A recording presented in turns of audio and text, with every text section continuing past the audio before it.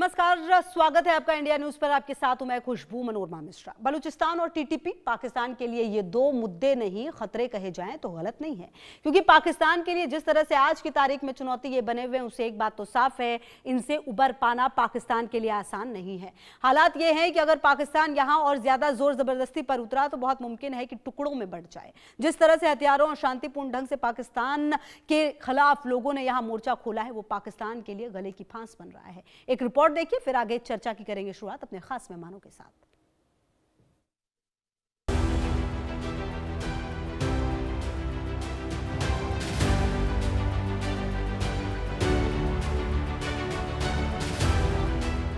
पाकिस्तानी आतंक के खिलाफ सदियों से खैबर पख्तूनख्वा की लड़ाई के इकलौते गवाह ये पहाड़ न जाने कितनी खून की नदियां बहते देख चुके हैं, न जाने कितनी लाशें देख चुके हैं, न जाने कितने जख्म सह चुके हैं और न जाने कितने अपनों को खो चुके हैं।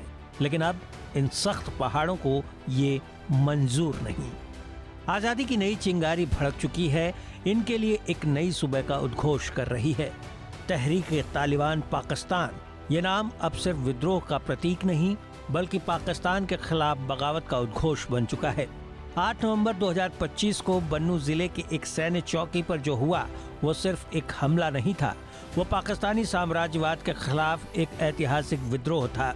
बन्नू ये वो इलाका है जहां पाकिस्तानी सेना का दावा था कि उनका कोई नियंत्रण खत्म नहीं कर सकता, लेकिन टीटीपी के लड़ाकों ने पाकिस्तान के नापाक मंसूबों की जमीन को ऐसे उखाड़ फेंका जैसे जमीन से घास उखाड़ कर फेंक दी जाती है।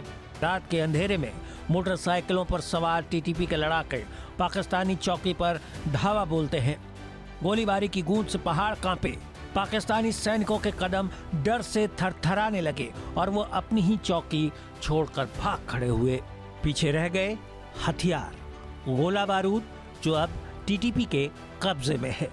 ये चौकी अब आजादी का प्रतीक बनी, जहां टीटीपी के लड़ाके बाइक पर गश्त कर रहे हैं बिना किसी खौफ के। ये सिर्फ बन्नू की कहानी नहीं, खैबर पख्तूनख्वा अब पाकिस्तानी सेना के लिए नो गो जोन बन गया है। पेशावर के पहाड़ी इलाकों से लेकर बाजौर तक टीटीपी ने खुले में चेक पॉइंट्स बिठा दिए हैं। सड़कें जो कभी सेना की थीं, अब विद्रोह की धमनियां हैं। पाकिस्तानी आर्मी के दावे झूठे साबित हो रहे। वो कहते हैं टीटीपी को कुचल दिया, लेकिन हकीकत ये है कि ये गुट अपनी ताकत बढ़ा रहा है। 2025 में ही 600 से ज्यादा हमले, 2007 में 300 पाकिस्तानी सैनिकों को पकड़ा, 2008 में पाकिस्तान के पंजाब प्रांत में हमला, 2009, 10 और 11 में हमले हुए हैं। ये विद्रोह आज की बात नहीं। पाकिस्तान इसको अफगानिस्तान की तालिबान सरकार से जोड़ना चाहता है, लेकिन तालिबान सरकार ने पाकिस्तान को यहाँ भी आईना दिखा दिया। ताजा टकराव के बीच भी अफगानिस्तान की तालिबान सरकार से पाकिस्तान का झगड़ा टीटीपी पर ही अटका है। पाकिस्तानी सेना चिल्लाती है टीटीपी को अफगानिस्तान शरण दे रहा है, लेकिन काबुल ने साफ इनकार कर दिया।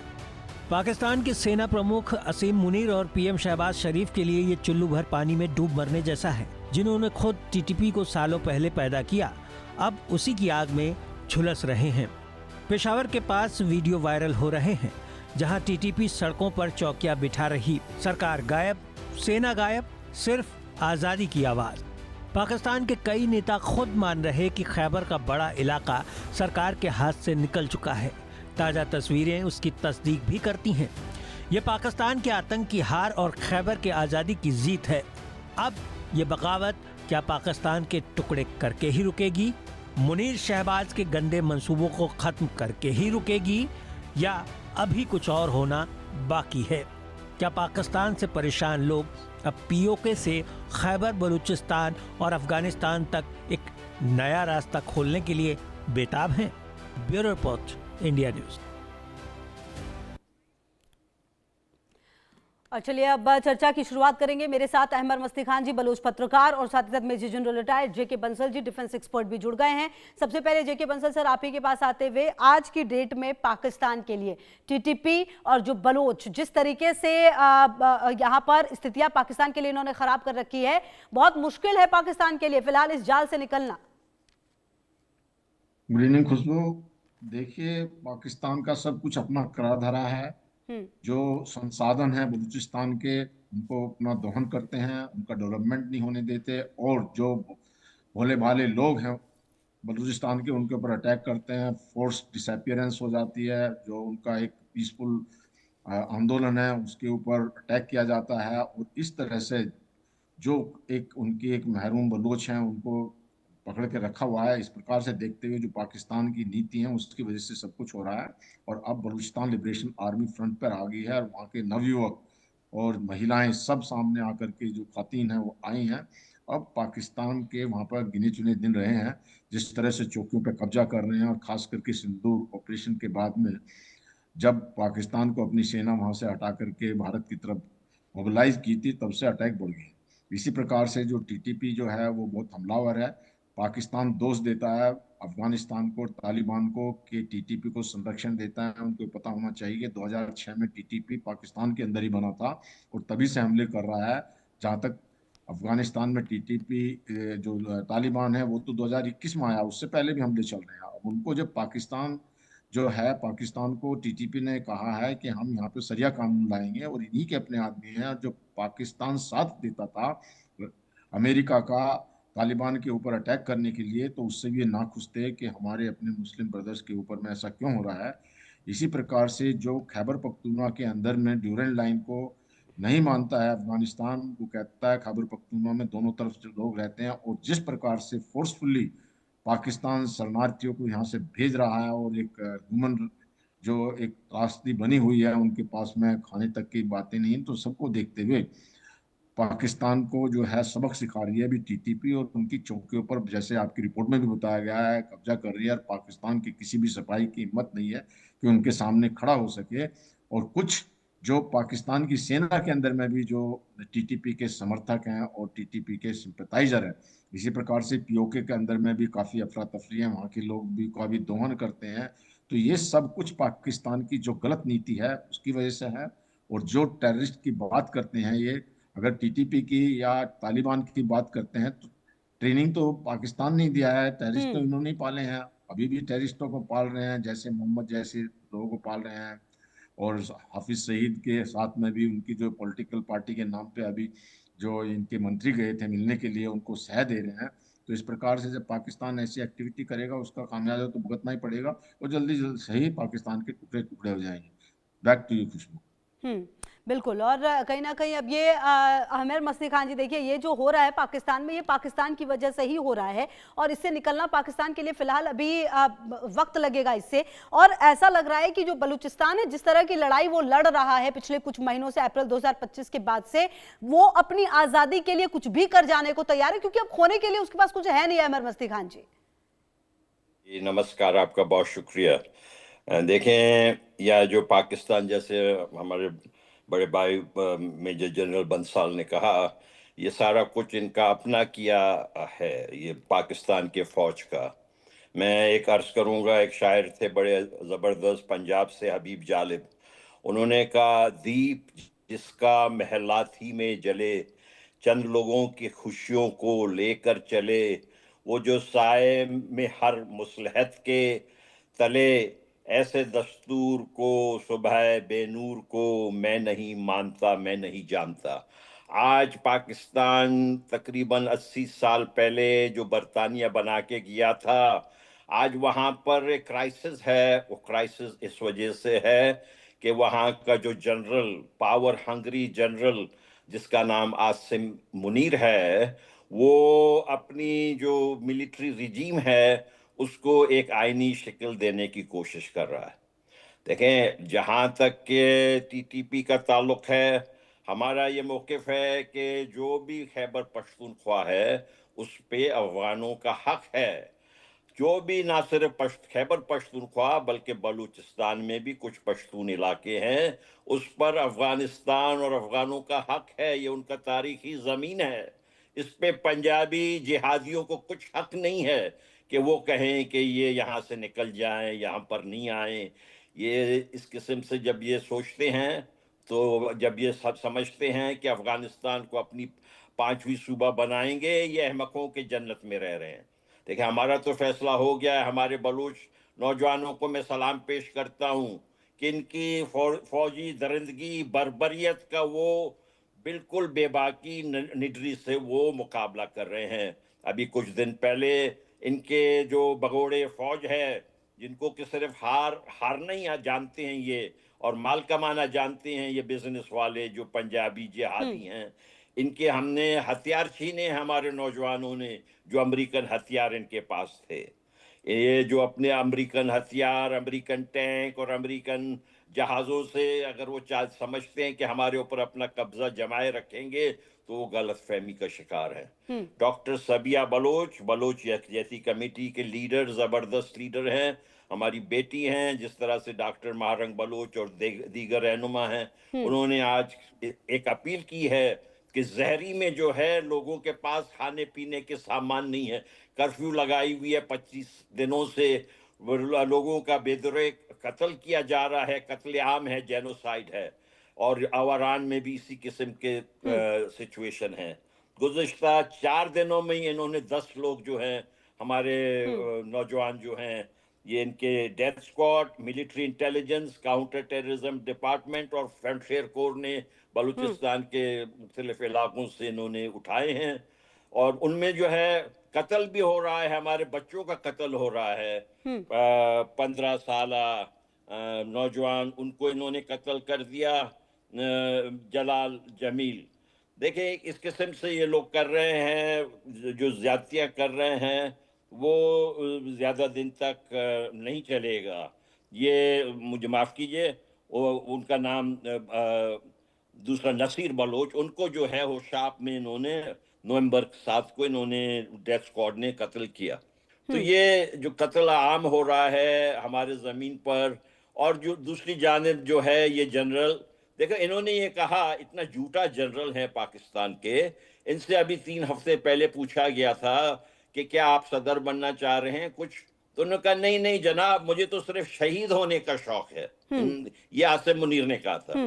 भैया अगर आपको शहीद होने का शौक है तो आप ये अमेरिका जाना बंद करें, आ जाएं 1 महीने के लिए बलूचिस्तान में बैठ जाएं, हमारे नौजवान आपका ये शौक पूरा कर देंगे। कुल मिलाकर अहमद मस्ती खान जी, देखिए जितनी बातें आपने कही है उससे एक बात तो तय है कि पाकिस्तान और पाकिस्तान की स्थिति अपनी वजह से ये हो रखी है। जेके बंसल सर, आप इतने लंबे समय से सर तमाम स्थितियों को देख रहे हैं, जो पाकिस्तान में फिलहाल स्थिति है, क्या ऐसी स्थिति पाकिस्तान में पहले देखी गई? क्योंकि बांग्लादेश चलिए जब अलग हो गया, लेकिन उसके बाद अब जो ये आग जगह जगह पाकिस्तान में नजर आ रही है, चाहे वो बलूचिस्तान हो, खैबर पख्तूनख्वा हो, सिंध हो या फिर पीओके हो, जिस तरह से जेंजी लगातार वहां पर आवाज उठा रही है, क्या ये हालात पाकिस्तान के देखे गए थे? और अगर ऐसा है तो ये कितनी बड़ी खतरे की घंटी है पाकिस्तान के लिए सर?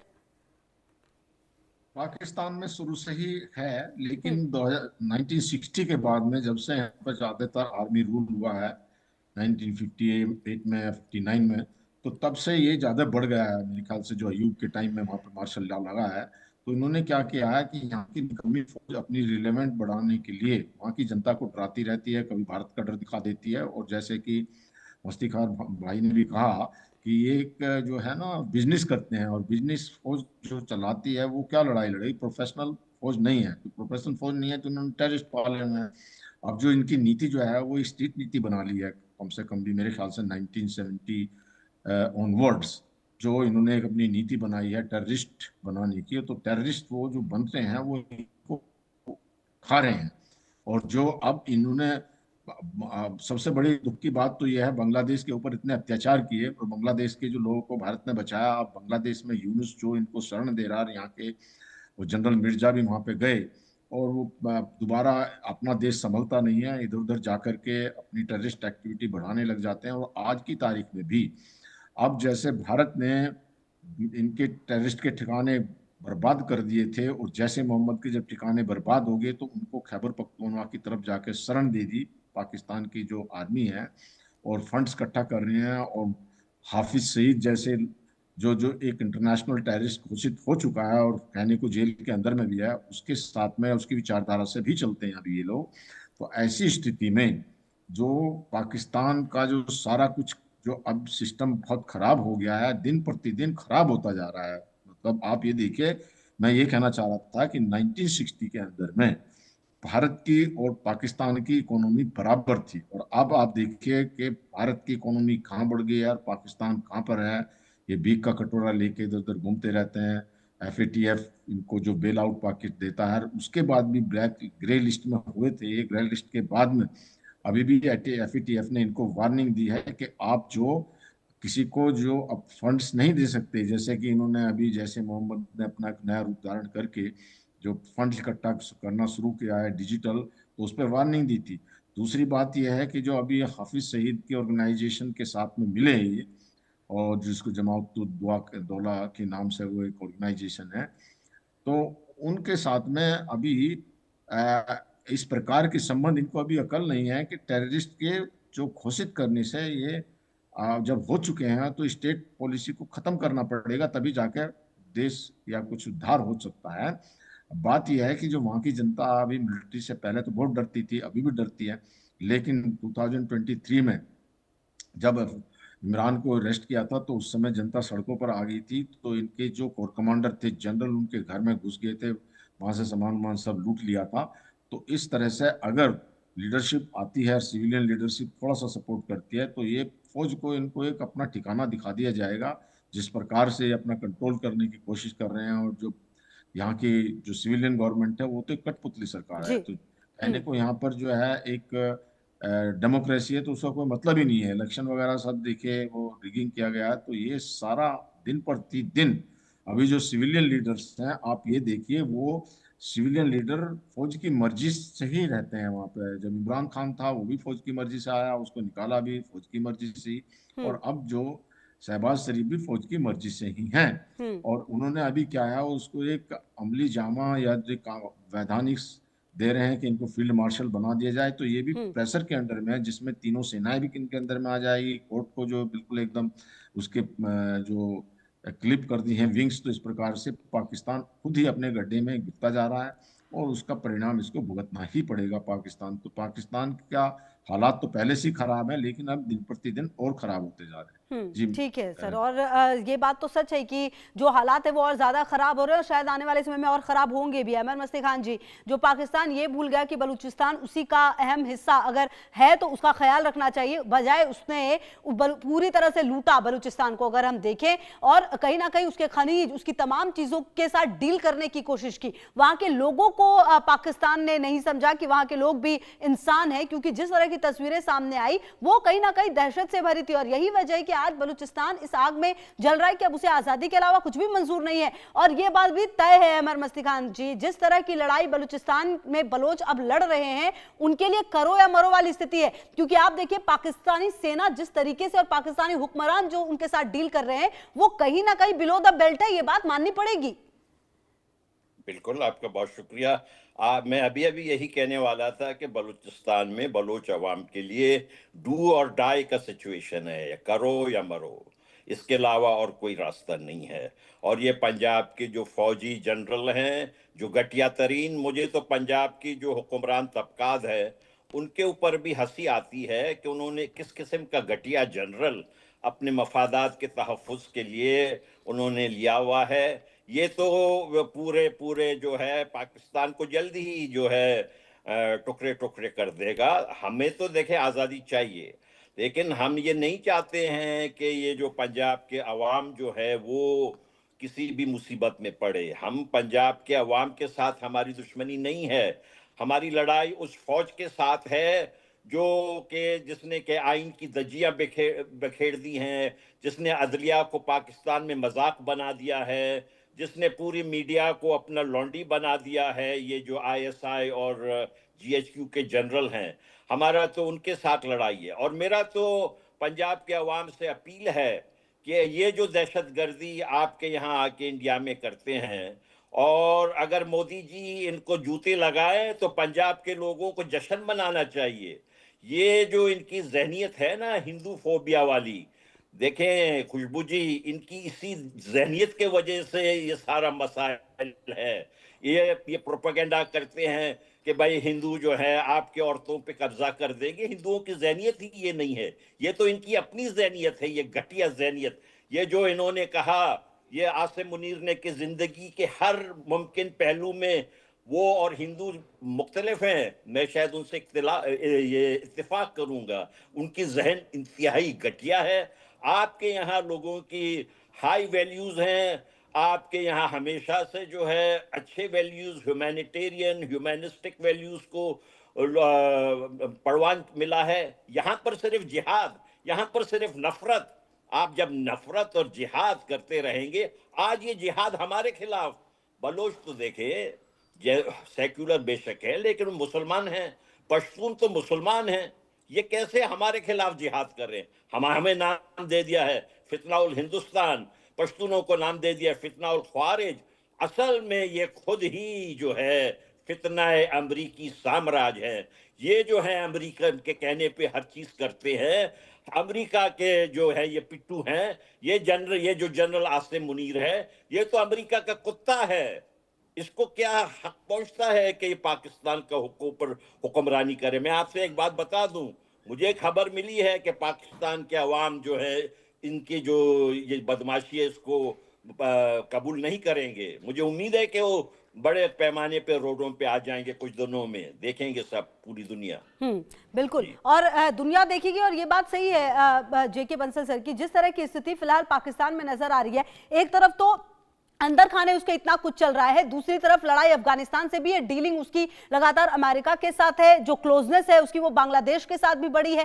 तो कुल मिलाकर पाकिस्तान में बहुत तेजी से स्थिति बदल रही है। भारत की नजर किस तरफ है सर? देखिए, भारत की नज़र तो अपने हित में है। भारत नज़र रखे हुए है अपने बॉर्डर पे। हमारे सिंदूर ऑपरेशन खत्म नहीं हुआ, हमारी तैयारियां पूरी हैं। अभी त्रिशूल एक्सरसाइज किया था जिसमें इनके पसीने छूट गए थे, परेशान हो रहे थे। उसी प्रकार से जो हमारा ईस्टर्न बॉर्डर पे भी एक्सरसाइज चलती रहती है, वहाँ पे जो अपना ये कोई नाकाम हरकत करें, या जो वहाँ सिलीगुड़ी कॉरिडोर है, चिकन नेक भी जिसको बोलते हैं, उस पर तो इस प्रकार से भारत बिल्कुल तैयार है हर तरह से। हालांकि भारत जो है ये जो कई बार बांग्लादेश जो है वो अपने आप को बर्बाद करा रहा है, वो ये भूल गया बांग्लादेश के इनके 3 लाख औरतों का बलात्कार किया था और 30 लाख लोगों को मारा था, वो जो भूल गया है बांग्लादेश। तो इस प्रकार से भारत सतर्क है। भारत ने बिल्कुल दो टूक कह दिया है कि किसी तरह की जो जो इनकी बदतमीजी है या कोई नहीं चलेगी। किसी भी तरह का अगर कोई उन्होंने टेररिस्ट भेजे तो वो ये समझा जाएगा कि इनकी सेना ने वो टेररिस्ट को भेजा है, इनके स्टेट ने भेजा है, और सीधा अटैक जो हुआ है इनके स्टेट के ऊपर में हो गया। तो बिल्कुल सीधा संदेश दे दिया गया है। हालांकि ये टेररिस्ट को प्रमोट कर रहे हैं, लेकिन भारत बिल्कुल भी जीरो टॉलरेंस पॉलिसी है, और terrorist and talk can not go together, ये भी बिल्कुल क्लियर कट बता दिया गया है। तो भारत का बिल्कुल एक अपना स्टैंस है कि किसी भी तरह की नॉनसेंस या किसी भी तरह की इनका को नहीं सहा जाएगा, और भारत पूरा चुकन्ना है। हमारे जो रक्षा मंत्री ने भी बिल्कुल क्लियर दो टूक कह दिया था जब इन्होंने सर क्रीक में अपना वहाँ पर शेल्टर वगैरह बनाने शुरू किए थे, इनकी नाकाम किसी भी हरकत को भारत मुंह तोड़ जवाब देने के लिए एकदम, भारत की फौज जो है वो तैयार है, पूरी तैयारियां हैं। जी खुशबू। ठीक है सर, ओके, बहुत शुक्रिया सर आपका भी, और अहमद मस्ती खान जी आपका भी हमारे साथ जुड़ने के लिए और उस चर्चा में शामिल होने के लिए। बहरहाल लगातार नजर रहेगी इस बात पर कि आखिरकार पाकिस्तान के अंदर खाने जो ये बलोच हैं और जो ये टीटीपी है, उनकी लड़ाई कब तक यूं ही चलती रहेगी। तमाम खबरों पर नजर आप रहिए हमारे साथ, देखते रहिए इंडिया न्यूज। पता है हेल्थ इंश्योरेंस आपकी फैमिली के लिए कितना जरूरी